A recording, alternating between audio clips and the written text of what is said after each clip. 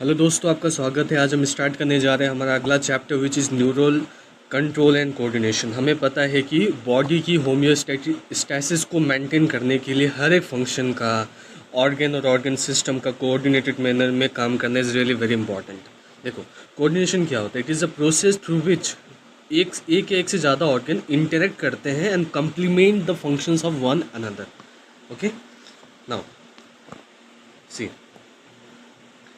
Neural system की बात करें, it provides an organise network of point to point connection for a quick coordination. और जो endocrine system होता है, it provides chemical integration through hormones, जो हम अगले वाले चैप्टर में देखेंगे। न्यूरल सिस्टम की अगर हम बात करें, the neural system of all animals is compose of highly specialise cell, जिसको हम न्यूरॉन्स कहते हैं। और न्यूरल ऑर्गेनाइजेशन जो होता है ना, वो बहुत सिंपल हो सकता है in lower vertebrates. For example hydra में it is composed of network of neurons. देखो, ह्यूमन न्यूरल सिस्टम की बात करें, न्यूरल सिस्टम को दो पार्ट में डिवाइड कर रहे होते हैं, central nervous system and peripheral nervous system. Central nervous system बना होता है ब्रेन और स्पाइनल कॉर्ड का। पीएनएस बना होता है somatic nervous system and autonomic nervous system. इसके साथ साथ और एक आता है जिसको हम कहते हैं विसरल नर्वस सिस्टम। देखो, दो इंपॉर्टेंट है यहाँ पे, सोमेटिक नर्वस सिस्टम और autonomic nervous system. Somatic nervous system जो होता है, दिस इज लिंक्ड, इसमें जो सेंट्रल नर्वस सिस्टम होता है वो लिंक्ड होता है स्केलेटल मसल्स के साथ। ऑटोनॉमिक नर्वस सिस्टम की बात करें तो इसमें आता है सिंपैथेटिक और पैरासिम्पैथेटिक नर्वस सिस्टम। याद करो, मैंने ब्लड वाले चैप्टर में आपको पढ़ाया था सिंपैथेटिक कब एक्टिवेट होता है, इमरजेंसी वाले कंडीशन में ये एक्टिवेट होता है। याद करें, सिंपैथेटिक का मतलब होता है इमरजेंसी। पैरासिम्पैथेटिक कब एक्टिवेट होता है, नॉर्मल कंडीशन में वो एक्टिवेट होता है। ठीक है ना। नाउ ये इतना था। सेंट्रल नर्वस सिस्टम की बात करें, it is the information processing and control unit. ठीक है। नाउ पेरिफेरल नर्वस सिस्टम जो होता है ना, it comprises all the nerves of the body associated with the central nervous system, that is brain and spinal cord. इसमें दो fibres आते हैं, afferent fibres and afferent fibre. अब देखो, जब मसल्स और ऑर्गन से जो इन्फॉर्मेशन सेंट्रल नर्वस सिस्टम के पास आता है उसको हम कहते हैं सेंसरी न्यूरॉन, और जो फाइबर लेके आते हैं उसको हम कहते हैं एफरेंट फाइबर। और जब रिप्लाई जाता है, जब सेंट्रल नर्वस सिस्टम अपना रिप्लाई, अपना रेस्पॉन्स मसल ऑर्गन को भेजता है, तो वो भेजता है with the help of motor neurons. और इसमें जो फाइबर रेस्पॉन्सिबल होते हैं उसको हम कहते हैं एफरेंट फाइबर। इस चीज़ को आप ध्यान में रखेंगे। ना देखो, जो विसरल नर्वस सिस्टम होता है ना, ये पेरिफेरल नर्वस सिस्टम पीएनएस का पार्ट होता है, and it comprises the whole complex of nerves. जितने भी नर्व्स होते हैं, फाइबर्स होते हैं, गैंग्लिया होते हैं, प्लेक्ससेस होते हैं, ये सब इंक्लूड होते हैं विसरल नर्वस सिस्टम में। देखो, हम जानते हैं neural is a structure and functional unit of neural system. ठीक है ना। इसमें देखो, ये जो होते हैं ना न्यूरॉन्स, ये डिवाइड नहीं करते हैं। ठीक है ना। और मेजर सेल ऑर्गेनल्स प्रेजेंट होते हैं इसमें, एक्सेप्ट सेंट्रियोल्स। सेंट्रियोल प्रेजेंट क्यों नहीं होता? क्योंकि वो डिवाइड नहीं करते, इसलिए इसमें प्रेजेंट नहीं होता। ठीक है ना। अगर हम न्यूरॉन को देखें तो इसमें 3 मेजर पार्ट्स होते हैं, सेल बॉडी, डेंड्राइट्स और एक्सॉन। और जो सेल बॉडी होता है ना, जो सेल बॉडी का जो साइटोप्लाज्म होता है ना, वो कुछ ग्रैन्युलर बॉडीज़ को कंटेन करता है, जिसको हम निसल्स ग्रैन्यूल कहते हैं। ठीक है ना। डेंड्राइट्स के पास भी निसल्स ग्रैन्यूल होता है। ठीक है। अब देखो, एक्सॉन का जो डिस्टल एंड होता है ना, वो ब्रांच होता है, एंड ईच ब्रांच टर्मिनेट होकर के बल्ब लाइक स्ट्रक्चर बनाता है, जिसको हम साइनेप्टिक नोव कहते हैं, जिसके पास छोटे छोटे साइनेप्टिक वेसल्स होते हैं जो न्यूरो ट्रांसमीटर जैसे केमिकल्स को कंटेन करते हैं। देखो, और हम न्यूरॉन को ना on the basis of number of axon और डेंड्राइट्स, हम इसको अलग 3 टाइप्स में इसको बना सकते हैं। सबसे पहले आपके पास आया मल्टीपोलर। मल्टीपोलर में एक एक्सॉन होगा और एक से ज़्यादा डेंड्राइट्स होंगे। ठीक है ना। ये फाउंड होता है सेरेब्रल कॉर्टेक्स में। ठीक है ना। सेरेब्रल कॉर्टेक्स में फाउंड होता है। बाइपोलर की बात करें तो एक एक्सॉन होगा और एक ही डेंड्राइट होगा। ये हमें कहाँ मिलता है? रेटिना ऑफ आई में मिलता है। यूनिपोलर में हम क्या देखेंगे? सेल बॉडी विद एक ही एक्सॉन होगा। यह हमें देखने के लिए मिलता है एम्ब्रियोनिक स्टेज में। देखो, 2 टाइप्स के एक्सॉन हो सकते हैं, माइलिनेटेड या non myelinated. Myelinated nerve fibres जो होते हैं ना, वो स्वान सेल्स उनको क्या कर रहे होते हैं? एनवेलप कर रहे होते हैं टू फॉर्म माइलिन सीट। ठीक है ना। और 2 एडजेसेंट माइलिन सीट के बीच का जो गैप होता है उसको हम कहते हैं नोड्स ऑफ रेनवियर। क्या कहते हैं उसको? हम नोड्स ऑफ रेनवियर कहते हैं। और माइलिनेटेड नर्व फाइबर्स होता है ना, वो स्पाइनल एंड क्रेनियल नर्व्स में पाया जाता है। और अनमाइलिनेटेड नर्व फाइबर्स जो होता है ना, वो भी स्वान सेल से एनक्लोज होता है, लेकिन वो कोई भी माइलिन सीट को नहीं बना रहा होता। ठीक है ना। अब आप ये नहीं सोचेंगे कि जो माइलिन नर्व फाइबर होगा ना, माइलिनेटेड नर्व फाइबर होगा, वही स्वान सेल से एनक्लोज होंगे, ऐसा नहीं है। अनमाइलिनेटेड नर्व फाइबर भी स्वान सेल से एनक्लोज होते हैं, लेकिन वो कोई भी माइलिन सीट को नहीं बना रहे होते। ये हमें देखने के लिए मिलता है autonomic and somatic nervous system में। अब हम देखेंगे generation and conduction of nerve impulses. देखो न्यूरॉन्स जो होते हैं ना, ये एक्साइटेबल सेल्स होते हैं, बिकॉज इनका मेम्ब्रेन जो होता है ना वो पोलराइज स्टेट में होता है। देखो जब न्यूरॉन कोई भी इम्पल्स को कंडक्ट कर नहीं रहा होता ना, तो वो रेस्टिंग स्टेज पे होता है, ठीक है ना। इस रेस्टिंग स्टेज को हम पोलराइज स्टेट या एक्साइटेबल स्टेट भी कहते हैं। तो इस स्टेट को अचीव कैसे किया जाता है? देखो जो न्यूरॉन होता है ना, उसमें सोडियम और पोटासियम का पंप लगा होता है। तो क्या होता है ना, 3 सोडियम आयंस को बाहर फेंक देता है ये पंप, और 2 पोटासियम आयन को अंदर भेज देता है, ठीक है ना। तो ये करने के लिए एक एटीपी इन्वॉल्व होता है, क्योंकि ये एक्टिव प्रोसेस है, एक्टिव ट्रांसफर हो रहा है यहाँ पे, ठीक है। तो जब आपने ज़्यादा प्लस वाले को बाहर भेज दिया और 2 ही के प्लस को अंदर भेजा, और अंदर में पहले से नेगेटिव प्रोटीन प्रेजेंट होता है, नेगेटिव चार्ज का प्रोटीन इसमें प्रेजेंट होता है एक्सोप्लाज्म में, ठीक है ना। सो अंदर पे क्या हो जाता है ना, नेगेटिव चार्ज बन जाता है, बाहर पॉजिटिव चार्ज बन जाता है। इसी को हम कहते हैं रेस्टिंग या पोलराइज या एक्साइटेबल स्टेट। और जब किसी साइट पे स्टिमुलस आता है, ठीक है ना, पोलराइज मेम्ब्रेन पर, तो वो साइट क्या हो जाता है ना, उसमें उसके सोडियम वोल्टेज गेटेड चैनल वो होते हैं जो स्टिमुलस आने का मतलब क्या, वोल्टेज आया, वोल्टेज में चेंज आया। तो वोल्टेज में चेंज आने की वजह से, स्टिमुलस के आने की वजह से सोडियम का जो वोल्टेज गेटेड चैनल है ना, वो ओपन हो जाता है। ये ओपन होने की वजह से सोडियम का इन्फ्लक्स होने लगता है, जिसकी वजह से इनसाइड पे पॉजिटिव चार्ज बन जाता है, आउटसाइड पे नेगेटिव चार्ज बन जाता है। और ये जो बन गया ना, किसी को हम कहते हैं डीपोलराइज स्टेट। और इन दोनों के बीच का जो इलेक्ट्रिक पोटेंशियल डिफरेंस बना, बाहर की तरफ नेगेटिव और अंदर की तरफ पॉजिटिव, इसको हम कहेंगे, इस पोटेंशियल डिफरेंस को हम कहेंगे एक्शन पोटेंशियल, ठीक है ना। नाउ अब इनकी वजह से क्या होगा, करंट फ्लो होने लगेगा, ठीक है ना, पॉजिटिव से नेगेटिव की तरफ करंट फ्लो होने लगेगा। इसी को हम कहेंगे नर्व इम्पल्स, ठीक है। अब देखो, अब इनको वापस से पोलराइज स्टेट में लाने के लिए क्या होता है ना, potassium voltage gated channel open होता है और के प्लस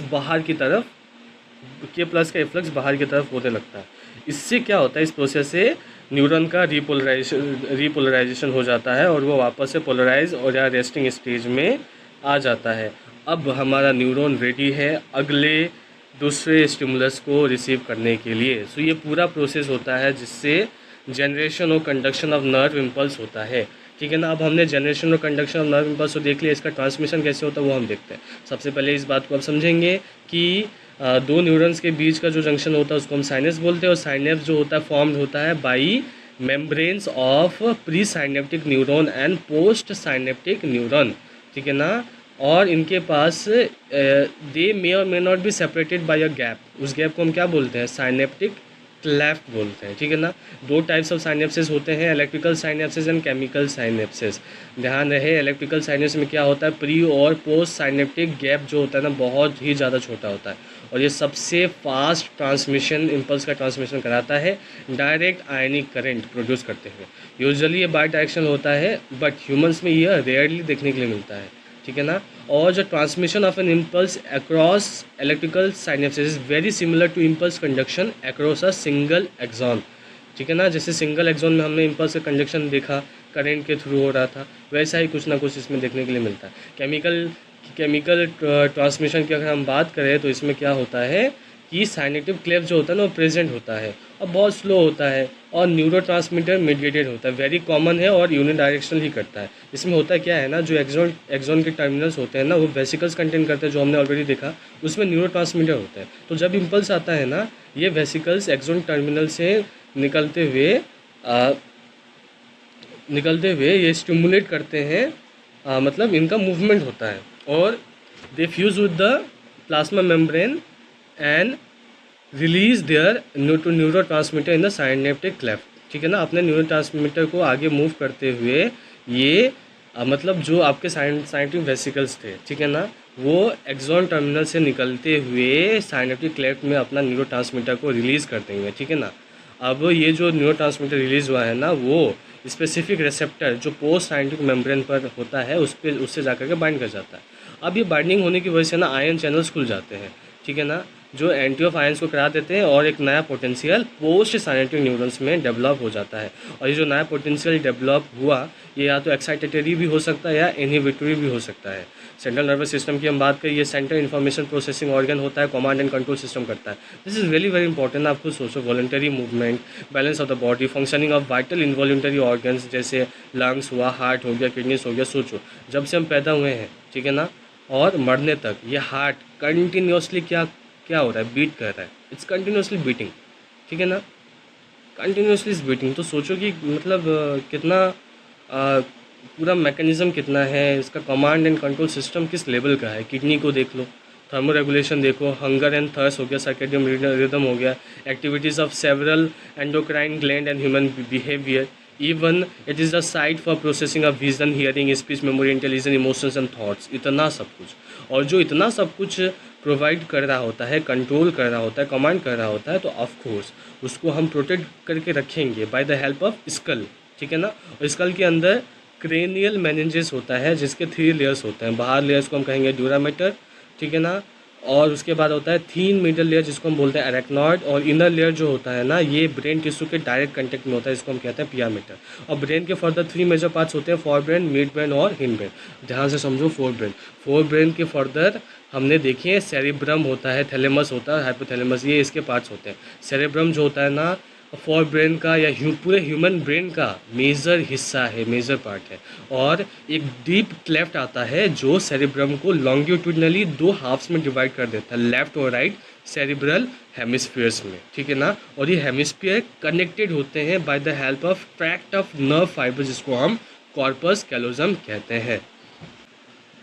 और जो सेरेब्रल हेमिस्फीयर होता है ना उसके ऊपर जो सेल की लेयर होती है ना उसको हम कहते हैं सेरेब्रल कॉर्टेक्स, और वो प्रोमिनेंट फोल्ड के फॉर्म में रहता है। और जो सेरेब्रल कॉर्टेक्स होता है ना वो ग्रे, उसको हम ग्रे मेटर बोलते हैं क्योंकि उसका ग्रेइश अपीयरेंस होता है, ठीक है ना। नाउ जो न्यूरन सेल बॉडीज होते हैं ना इस एरिया पे बहुत ज़्यादा कंसंट्रेटेड होते हैं। और जो सेरेब्रल कॉर्टेक्स होता है ना ये कंटेन करता है मोटे एरिया, सेंसरी एरिया और कुछ ऐसे लार्ज रीजन्स को कंटेन करता है जिसको जो ना क्लियरली सेंसरी है ना ही मोटर इन फंक्शंस है। इस रीजन्स को हम कहते हैं एसोसिएशन एरिया, और ये रिस्पॉन्सिबल होते हैं for complex functions like inter sensory association, memory और कम्युनिकेशन के लिए। अब देखो जो एक और होता है, देखो सेरेब्रल हेमिस्फीयर के अंदर एक पार्ट होता है जिसको हम कहते हैं फाइबर्स ऑफ ट्रैक्ट। ये कवर्ड होता है माइलिन सीट से, ठीक है ना। इसको हम कहते हैं वाइट अपीयरेंस क्योंकि इसका ओपेक वाइट अपीयरेंस होता है। सेरिब्रम जो होता है ना वो थैलेमस को, ठीक है ना, एक स्ट्रक्चर के ऊपर क्या कर रहा होता है, रैप कर रहा होता है। उस स्ट्रक्चर को हम कहते हैं थैलेमस। थैलेमस एक मेजर कोऑर्डिनेटिंग सेंटर है for sensory and motor signalling. याद करें, ध्यान में, thalamus is a major coordinating centre for sensory and motor signalling. इसके नीचे एक पार्ट होता है बेस ऑफ द थैलेमस जिसको हम हाइपोथैलेमस कहते हैं। Hypothalamus contains a number of centre. ये कंट्रोल करता है बॉडी के टेम्परेचर को, urge for eating and drinking. It also control several neurosecretory cell जिसको हम जो सेक्रेट करते हैं हाइपोथैलेमिक हॉर्मोन्स को। और देखो inner part of cerebral hemisphere की बात करें ना तो कुछ डीप स्ट्रक्चर हमें देखने के लिए मिलता है जैसे एमिगडेला, हिपोकैम्पस, ठीक है ना। और ये हाइपोथैलेमस के साथ मिल करके लिम्बिक सिस्टम बना रहे होते हैं जो जिनका काम होता है रेगुलेशन करना सेक्सुअल बिहेवियर का, एक्सप्रेशन का, इमोशन का, ठीक है ना, इमोशनल रिएक्शन जैसे एक्साइटमेंट, प्लेजर, रेज, फियर और मोटिवेशन। समझ में आ रही बात है। अब हम देखते हैं मिड ब्रेन।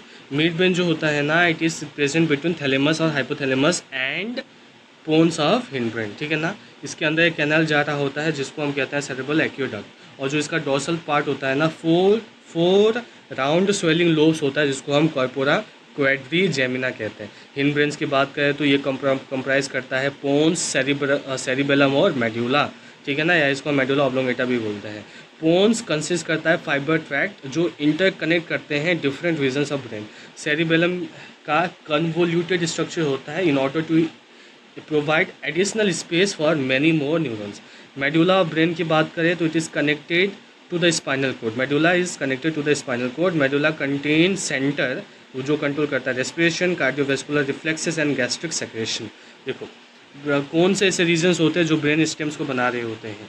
हिंड ब्रेन से 2 ले लो, पोन्स और मेडुला ऑब्लोंगेटा, और पूरा मिड ब्रेन ले लो, मतलब पूरा मिड ब्रेन और हिंड ब्रेन आएगा except velum, mid brain, pons and medulla oblongata, ये मिलकर के ब्रेन स्टेम को बनाते हैं। So that was there in this chapter. आप लोग पढ़ते रहें। All the very best. मिलते हैं अगले चैप्टर में।